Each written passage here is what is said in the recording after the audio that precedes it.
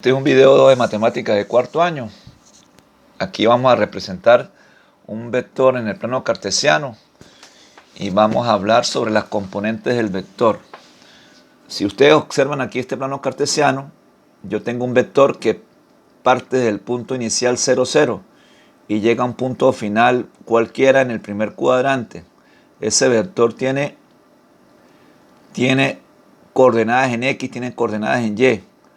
¿Por qué? Porque si el vector B parte del origen y llega a este punto final, yo puedo tener sus componentes, ya que las componentes de ese vector B, ¿quiénes son? El vector se indica con una flecha que indica que es un vector. En la parte superior se coloca una flecha.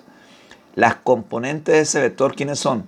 Las componentes en X y las componentes en Y. Es decir, que el vector B, este que está aquí, es igual a la suma de ¿quién? De la componente B sub X más las componentes B sub Y. B sub X en X y B sub Y en Y.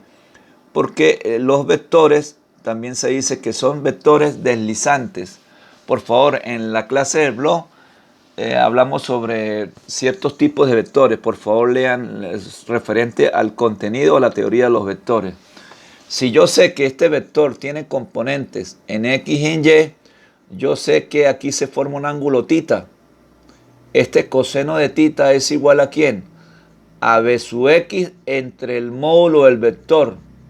Recuerden que aplicando Pitágoras, porque aquí se forma un ángulo de 90 grados, yo puedo hacer la relación de Pitágoras. El coseno de θ es igual a B sub X entre el módulo del vector.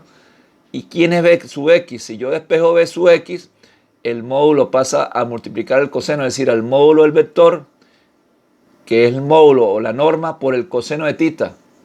Y el seno de θ, por las razones trigonométricas, que es igual a B sub Y a la componente del vector en Y entre el módulo del vector. Por consiguiente, la componente B sub Y, ¿a quién sería igual? Al módulo del vector por el seno de θ. Recuerden que este ángulo se puede conocer o lo puede dar el ejercicio. Y el módulo, la magnitud o norma, que es la distancia de aquí a aquí, es simplemente la raíz cuadrada de ¿quién? De B sub X al cuadrado más B sub Y al cuadrado.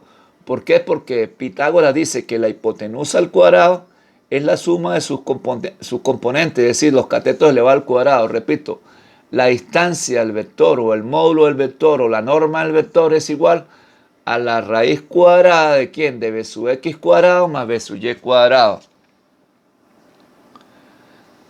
También podemos hablar de los vectores unitarios. Los vectores unitarios, como su nombre lo dicen, equivalen a 1. Un vector en el plano A tiene vectores unitarios I y J. Si el vector A, como lo dije anteriormente, tiene componentes en X y en Y, entonces el vector A ya sería igual a su X en Y, porque el vector I vale 1, a su X en Y, más a su Y en J.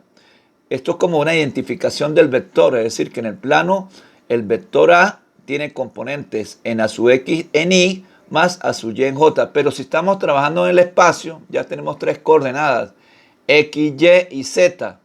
Es decir, este vector que está aquí, que yo lo llamo A, tiene tres componentes, en Y, en J y en K. Es decir, que las componentes, si trabajamos en el primer cuadrante o en el primer cuadrante del espacio de ese vector A, no se le olvide el vector arriba, que significa que es un vector, tiene a su X en Y, más a su YJ, más a su ZK. Recuerde que los vectores unitarios, su nombre lo dice, unitarios, equivalen a 1.